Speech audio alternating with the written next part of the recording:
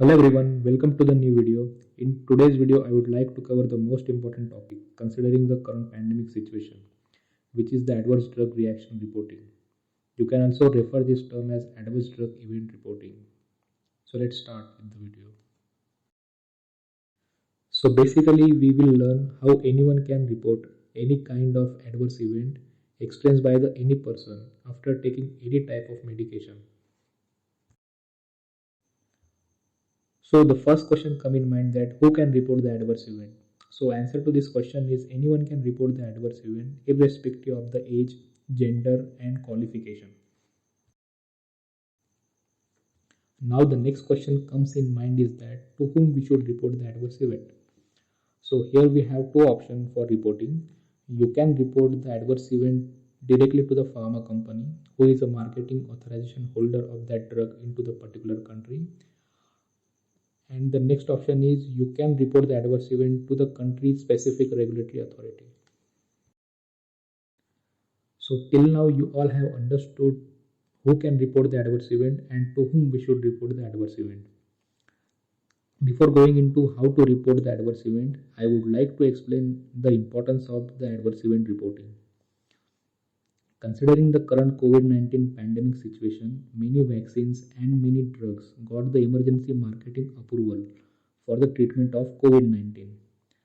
So it is very important for the country specific regulatory authority to monitor all types of mild and severe side effects associated with the use of these drugs.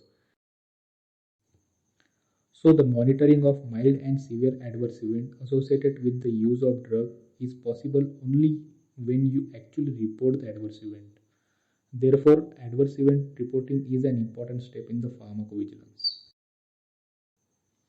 Let's take an example of current COVID-19 vaccination to explain this scenario. In India, currently we are getting vaccine doses of Covishield vaccine. This vaccine is manufactured by the AstraZeneca Pharmaceuticals. And another vaccine we are getting is Covaxin, which is manufactured by the Bharat Biotech. As per the labeling document of both these vaccines have common side effects, which include fatigue, headache, muscle pain, chills, joint pain, and possibly some fever. And these side effects usually last for 24 to 48 hours.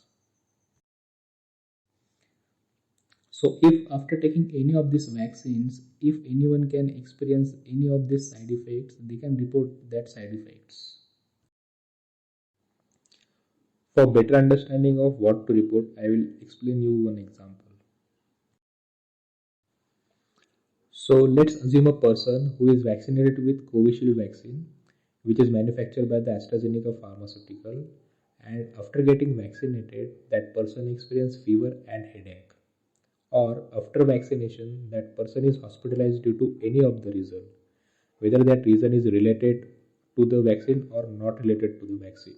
You can report such adverse event to either AstraZeneca pharmaceutical or to the regulatory authority of that particular country. So I hope till now you all have understood who can report the adverse event, to whom you should report the adverse event, and what exactly to be reported into the adverse event. Now let's move to the main question, which is how you can exactly report the adverse event in India. So there are various ways to report an adverse event in India. So the first channel of reporting is you can download the ADR reporting form directly from the PVPI website and then take a print off of that form and fill it with the pen. And then you can send that out to the below mentioned email IDs. I have provided the link from where you can directly download the ADR reporting form in the description of this video. This ADR reporting form is available in multiple languages, like you can fill it out in Marathi also, in Hindi, in Kannada, Bengali, and many more languages are there. If once you visit the website, you will come to know. Another way of reporting is you can download the ADR PVPI application from the Google Play Store, and you can directly report the adverse event from that application. PVPI stands for the Pharmacovigilance Program of India, just for your understanding. I will create a separate video on this, how you can report the adverse event using this application. Now coming to the last way of reporting is you can directly call on to the PVPI toll-free helpline number provided below. This is the most easy and convenient way of reporting. As in this method, you are just a call away to report any type of adverse event. By calling on this helpline number, you can report the adverse event in any language you are comfortable with. This method have only one limitation in it, as you can only call on this toll-free number in between 9 a.m. to 5:30 p.m. and that too on the government working days. So you cannot call on this on Sundays and on any other national holidays.